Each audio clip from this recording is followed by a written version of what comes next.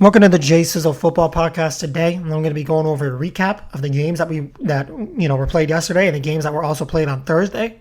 One game that was played on Thursday. I'm not going to spend too much time on every single game. I'm going to spend time on the certain games that I felt really stuck out to me. Maybe the upsets or the games that were just crazy in general. So we'll stay with those games for the most part. We'll go over every team though, and I'll go over every score just so you guys know. But I'll really stay focused on the games that I want to stay focused on, which is like 5 or 6 games that we saw so far this week. There's one more game tonight. I'll do a recap on that tomorrow. The game tonight is the Baltimore Ravens. They're going into Las Vegas to play the Raiders, so make sure you guys go ahead and check that one out. Should be a solid game. Derek Carr against Lamar Jackson. And it's going to be interesting to see how the Ravens adjust with all those injuries. So that's going to be an interesting game for sure. And the Raiders, they could be a sleeper team this year. So let's see what happens there. So yesterday, we saw a lot of good games, but let's start with Thursday night. Thursday night, we saw the Dallas Cowboys lose to the Tampa Bay Buccaneers. They lost 31-29. Now, a lot of people expected Tampa to really blow Dallas out of the water and just absolutely outplay Dallas. That wasn't really the case. Tampa's defense didn't look as strong as it looked in the playoffs last year. It looked like they still had some holes. It looked like they had some holes in that defense. The secondary got beat a bunch of times by Amari Cooper, who had 13 catches. They got beat a bunch of times by CeeDee Lamb, who had 7.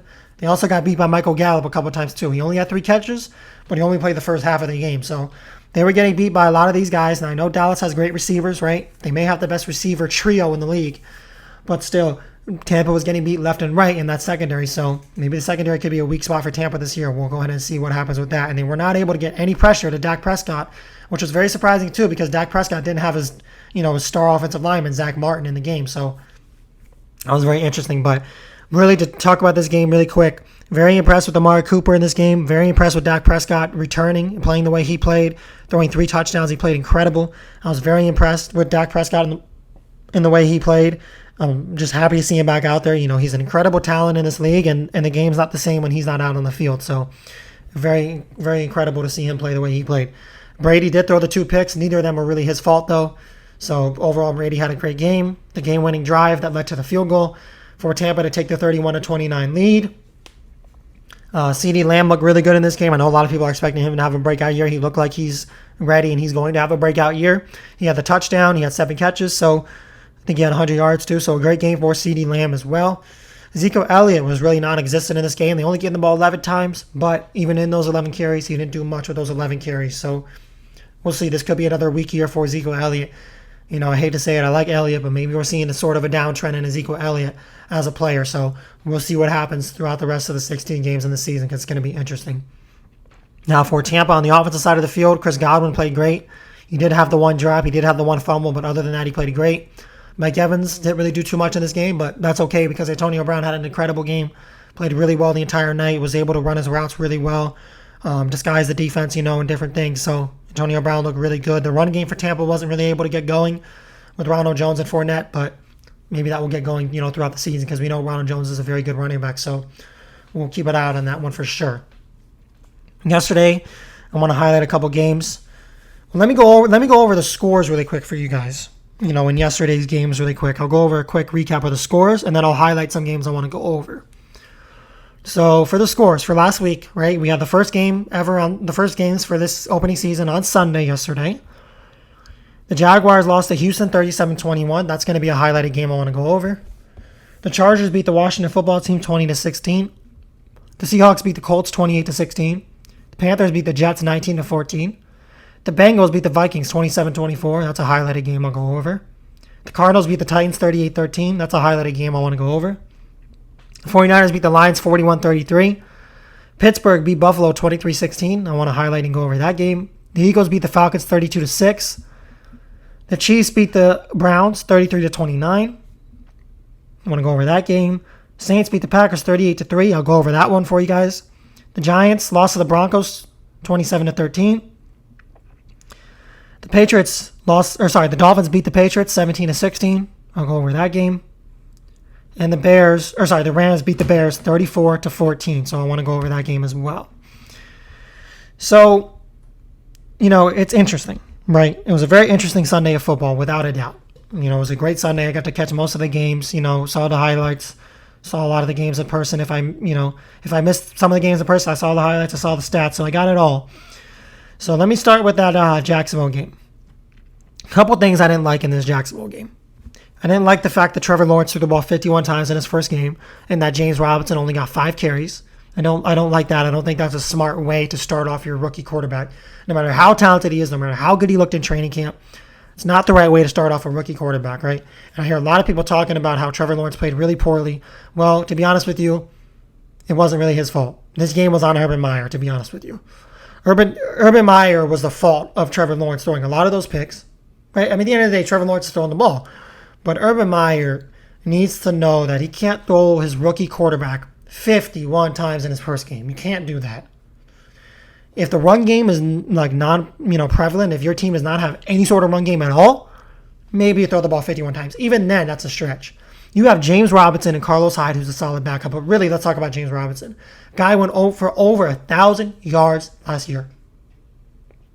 Over 1,000 yards last year. As an undrafted rookie, he was one of the top 15 running backs in the league, and a lot of people think he has the potential to jump into the top 10 very soon. Well, not if he handed the ball 5 times. He can't really do much. He did actually do a lot with those 5 handoffs. He ran the ball for 25 yards, so he averaged 5 a carry. But why are you giving Carlos Hyde the ball 9 times and James Robinson only 5 times? Why in God's name are you only handing the ball off 14 times in a game where you have a strong running game, a good O-line, and you have a rookie quarterback who's going into his first game? That should be a game where Robinson should get 23, 24 handoffs, and you should ease Trevor Lawrence into his first game.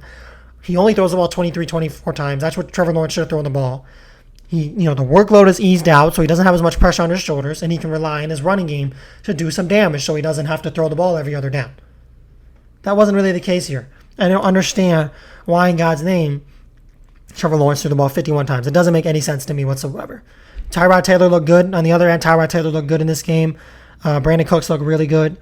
Maybe Houston will surprise some people this year. I completely doubt it, but maybe Houston will win 5-6 games instead of winning 2 or 3. But for Jacksonville, this is a game you really can't lose. I know it's a division rival on the road, but you're more talented than this team. You have a better quarterback situation, right?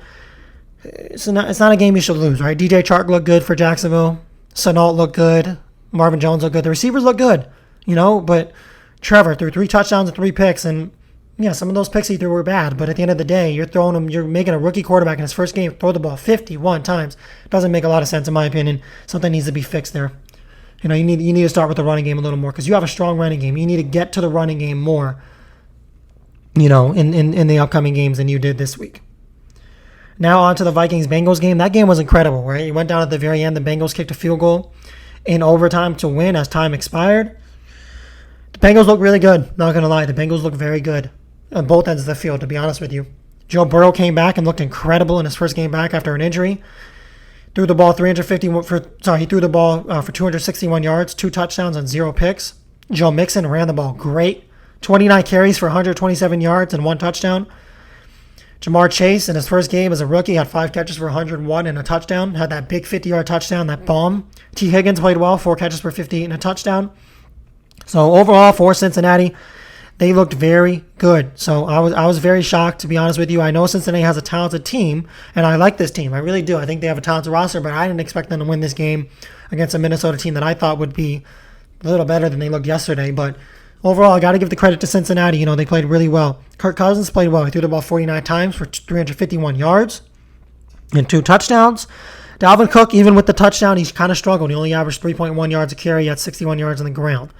Adam Thielen had 9 catches for 92 yards and 2 touchdowns. Justin Jefferson also played really well. He had 5 catches for 71. But, yeah, next time you want to see Dalvin Cook get a little more, get the running game going a little more. But I don't have any worry in the world about Dalvin Cook. We know what he can do. My guess is he'll bounce back and have a huge game next week, over 100 yards for sure. So we'll see what happens there. So, yeah, Cincinnati goes to 1-0 in the season. Minnesota moves to 0-1. Cincinnati in their division. Pittsburgh also won in that division, and then we'll see what the Ravens do tonight, and then the Browns lost to the Chiefs. The Cardinals-Titans game. A lot of things to talk about in this game, right? This is a very interesting game. Very unexpected from a lot of different perspectives. The Tennessee Titans defense, which I had talked about in previous podcasts before, I talked about how they lost a lot of guys on the defensive end of the football, and how a lot of people were overlooking their offense in a way. As great as their offense is, a lot of people overlook the fact that you still need a respectable defense, no matter how good your offense is, to be good. You saw the Chiefs yesterday. Their defense really struggled at times, right? But towards the end of the game, they picked it up. They have that leader, Tyrann Mathieu, right? They have Chandler Jones. So they have guys that can lead that defense on that side of the field.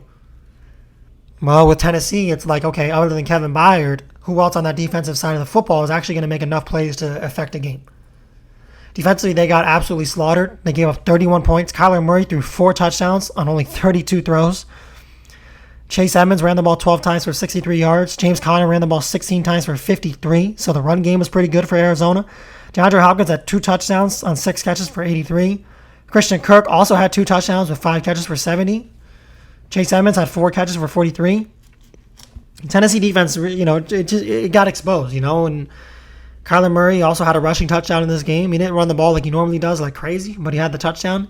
But still, Tennessee's defense got exposed in this game, and it goes to show that if Tennessee's defense is not up to par, it's not at least decent, they might miss the playoffs. They really, and as crazy as that sounds, they really might miss the playoffs. I know you have an incredible team in Tennessee offensively, right? Tannehill struggled yesterday a little bit. Derrick Henry struggled yesterday, but I expect those two to have, to bounce back throughout the season because they're great players. But still, A.J. Brown had a touchdown. That was good.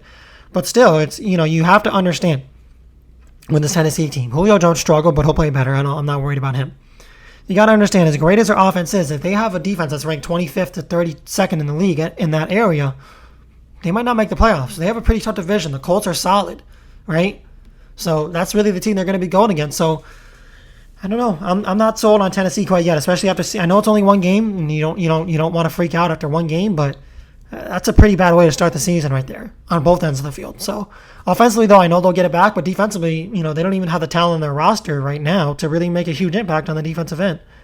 And they don't need to make a huge impact. Let me rephrase that. They don't need to make a huge impact, but they need to make a noticeable impact to the point where they can be a defense that can get stops in games in big moments when they need to. They can't be giving up 38 points, right? So Arizona looked very good on both sides of the field. Arizona may be a sleeper team. We may be sleeping on Arizona this year. They added a lot on the defensive end of the field. They, they added AJ Green. We may be sleeping on Arizona this year. They may surprise us. Chase Edmonds may have a breakout season. So let's see what Arizona's able to do. So that's that for that game. Arizona starts the season 1-0. Tennessee moves to 0-1. So a lot of things to be worked on for Tennessee. In my opinion, the Cardinals look very good, though. Now on to the Steelers-Bills game. This was a very interesting game. It was a weird game. It wasn't like a very good offensive game. It was more of a defensive game. Josh Allen threw the ball 51 times. He threw the 1 touchdown, but still, even throwing the ball 51 times, you should throw the ball for more than 270 yards. Devin Singletary looked good. I don't know why he didn't get more carries. He ran the ball 11 times for 72 yards on 6.5 a carry. So he looked good. Josh Allen was able to get out of the pocket and run the ball a little bit. Diggs played well, 9 catches for 69. Cole Beasley had a couple drops. He had that, especially that one big drop that would have been a big first down. So he should have caught that ball, right? But overall, Cole Beasley had a decent game.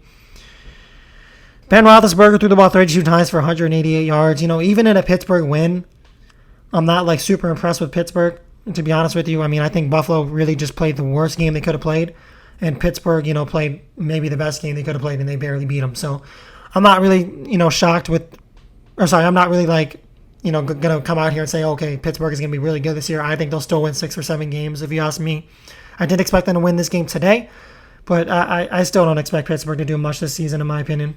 I think the running game, struggled a little bit, but, Najee Harris played his first game. I think he'll kind of get his feet back, in the next 16 games. I think he'll have a good season, but you got good receivers for this Pittsburgh team. The defense is not bad, but I don't trust that offensive line. I don't trust Ben Roethlisberger anymore. So I don't know. We'll see. It's going to be interesting to see. Deontay Johnson played well. He got 5 catches for 36. He added that with a touchdown, but we'll see what happens with Pittsburgh this year, man. It's going to be interesting because, it's a team I expected to win 6 or 7 games, and I still expect to win 6 or 7 games, but I did not expect them to win this game today in Buffalo. But Buffalo really could not have played any worse than they did, to be honest with you. So we'll see what happens moving forward. The Kansas City Chiefs came storming back against the Browns. Patrick Mahomes led that comeback. Him and Tyreek Hill really just connected towards the end of that game really well. Tyreek Hill had that big 70-yard touchdown where Mahomes was able to scramble to the right and Hill was cutting left. Mahomes threw it across his shoulder. An incredible throw. Not really much to say there. We know what Mahomes is able to do. Cleveland now moves to 1-21-1 in season openers since 1999. So, I guess the season openers is not the thing for Cleveland, but I don't expect this to hold Cleveland back. I expect Cleveland to lose this game. It's a tough game to open the season. I was very surprised that they were able to get out to the lead that they were able to get out to. So, But again, when you're playing Kansas City, you can never let down. When you have a lead, you got to keep your foot on the gas because they're always going to come back. So Kansas City moves to 1-0. The Browns go to 0-1, but I don't think this will affect the Browns. They're still going to be a very, very, very good team this season. They're going to be solid contenders, and they could win the Super Bowl. They really could. The Packers play the Saints, right? That was probably the most shocking game of the week. Jameis Winston throwing for 5 touchdowns. Incredible. He tied a career high. Saints beat the Packers 38-3. Aaron Rodgers really struggled in this game. Maybe the worst game of his career, if you ask me. Some of those picks he threw were just really bad. They weren't even anywhere near where they were supposed to be thrown. He threw a bunch of balls behind Davante Adams. Davante Adams looked frustrated. Rodgers looked frustrated. The whole team looked frustrated. The defense was terrible for Green Bay yesterday. They just didn't look prepared. Coaching was not good. This is an overall poor game from Green Bay on both sides of the field. Aaron Jones struggled too. Couldn't even get a running game going. I don't know. I don't really know what to say about this game, And I always, like I said it before in this podcast, it's one game. So you don't want to freak out after one game. But when you have games like this, almost like the Tennessee game, it's kind of hard sometimes not to see the silver linings in it and, say, okay, you can see the cracks kind of cracking more. You can see something, happening this season, not good possibly for these, two teams, Tennessee and Green Bay. So I don't know. I mean, I still expect Green Bay to do well this season, but now it's like to the point where if they didn't do well this season, I wouldn't be shocked. But like if you asked me before this game started, if you told me Green Bay's not going to do well this year, and they didn't do well, I would be like super, super, super shocked. But now after seeing this, I wouldn't be so shocked that they didn't do well. Like I said, I still expect them to make the playoffs. I think they'll still make the playoffs, but at what cost? They don't look like they're a contender right now at all. They don't look like a contender at all. They can't run the ball really well, right? I know they ran the ball well last year, but they don't look like they can run the ball well. Their offensive line struggled a lot yesterday, right? The offense could not get going whatsoever. Aaron Rodgers looks like he doesn't want to be there. Davante Adams looks like he doesn't want to be there either. They don't have a number 2 receiver option. Again, for the 5th, 6th year in a row, they don't have a good number 2. The defense looked really bad. The secondary was getting burned. Kevin King had a terrible game. I don't know why they re-signed him. I think I think he could be a decent player in this league, but not with this Green Bay team. Jair Alexander struggled too, which is crazy. He never struggles. They couldn't get any pressure to Jameis Winston. And the crazy thing about this Saints game, them putting up 38 points, they didn't even have their number 1 receiver, Michael Thomas. That's the craziest thing to think about. So, and as much as Jameis Winston played great, and I know he's a talented quarterback, they're going to go against the Packers are going to go up against a lot better quarterbacks than Jameis Winston. If they're getting 5 touchdowns in Winston, they're going to really struggle. They're going to really struggle this year if they don't pick it up soon here.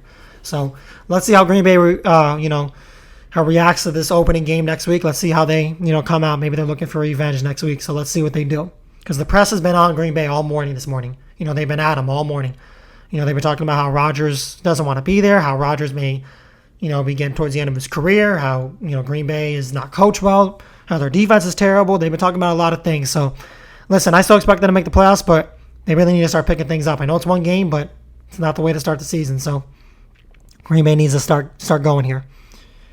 The Dolphins were able to beat the Patriots 17-16. Tua looked really good. To be honest with you, Tua looked great. I was very impressed with Tua yesterday. I know he threw the one pick, but even with the one pick, he threw the ball 16 times, completed 27 of those 16 passes. Completion percentage was good. He threw a touchdown to Waddle, which was great. He had a couple nice throws to Devontae. Myles Gaskin was able to get it going a little bit in the running game. I want to see them hand the ball to Myles Gaskin a little more. And a lot of people will look at Tua in this game and say, oh, why didn't Tua throw for more yards? Why didn't Tua throw more touchdowns? Well, this New England secondary is very good. It's top tier. It's arguably a top 3 secondary in football. They have Stephon Gilmore, right?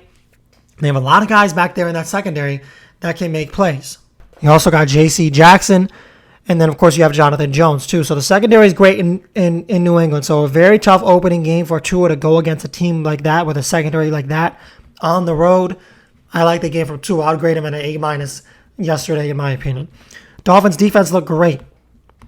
Despite Mac Jones having a good game, the defense still looked good, in my opinion. They were able to force, turnovers in that game. I think they had the one fumble recovery.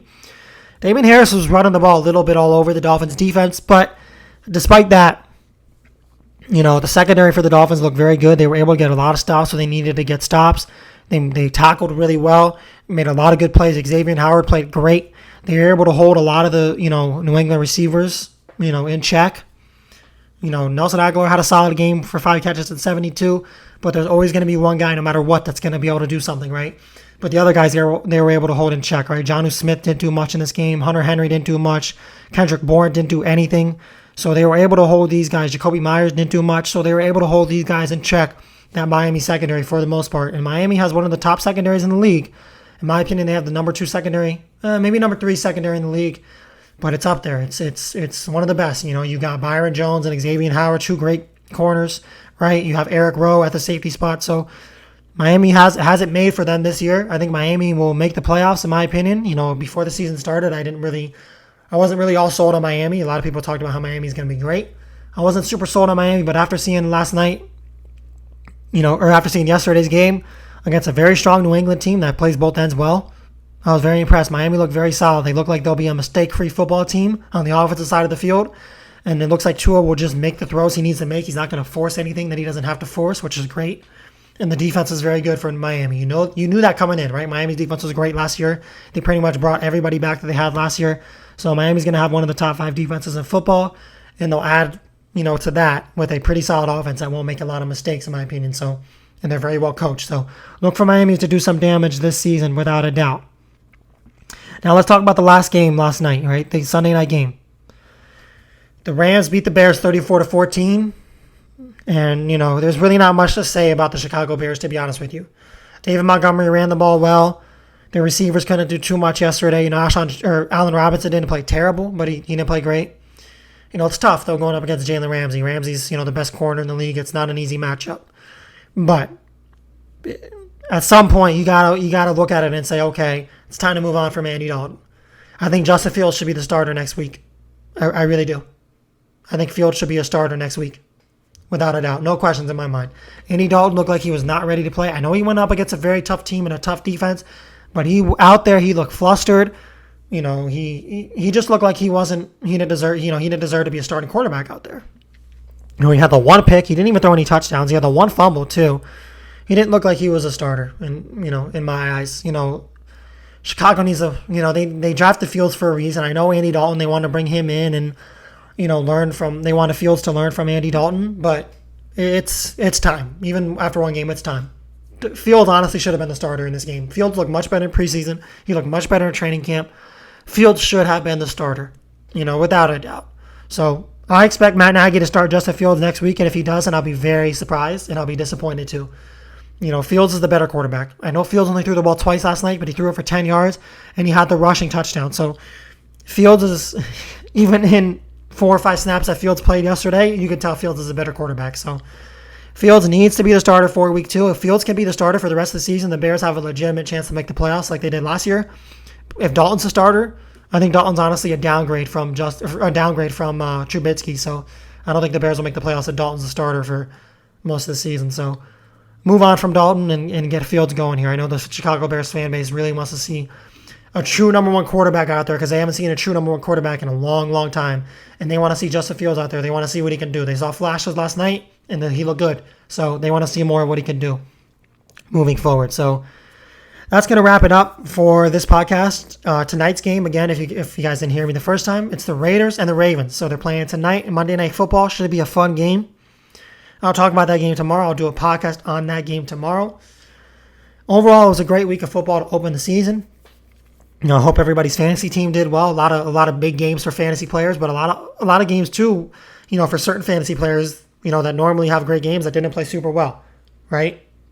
So you can already tell, you know, after week 1, it's going to be an interesting season. I think we learned a lot of things. I went over those things, you know, and I'm just really excited for, you know, the next couple of weeks, or for the next 16 weeks here that we have of regular season football. Or 17 weeks. The next 17 weeks that we have of regular season football. It's going to be fun. I really can't wait. I want you guys to, you know, go in the comments and drop your predictions. Tell me what you were most impressed by this week. Give me 3 teams you were most impressed by this week, and then give me 3 teams that you were most disappointed in this week. For me, I would say the 3 teams that I was most impressed with this week probably be Houston, the Chargers, and Miami. I would say the 3 teams I was most disappointed in this week would be Green Bay. Actually, I'm going to go back to the teams I was most impressed by. Instead of saying the 3 teams I said, I'm going to say the 3 teams I was most impressed by was Cincinnati. They had an overall great game on both ends of the field, played great. I was also very impressed this week with the Philadelphia Eagles. And I was also very impressed this week to see the Miami Dolphins. The teams I would say I was disappointed in this week, Tennessee Titans. Very disappointed in them this week. I'd expected more. Green Bay, I think everybody would have them on their list. If you don't have them on your list, I don't know what you're thinking. Tennessee, Green Bay, and for the third team, this is a tough one, because there weren't really a lot of teams, in my opinion, that disappointed overall. I could say Chicago, but I expected Chicago to be pretty good in this game with Andy Dalton as a starter. Right, the Rams are a great team. So for the number 3 team, I'm not going to say the Bills because the Bills just, it was just an off game for them. They were just not clicking overall. So I'm not going to say the Bills. I'm going to say Jacksonville, honestly. I expected Jacksonville to do more this week. I don't expect Jacksonville to be a playoff team or a team that can win 7 games. I think they'll only win 4 or 5 games. But to be honest with you, I expected more from Jacksonville. Defensively they looked sloppy. The coaching was bad. I expected a lot more from Jacksonville this week, so I was disappointed in them. So, make sure you guys put those teams in the comments. Let me know what you guys think. And I hope you guys enjoyed today's podcast. Have a good one.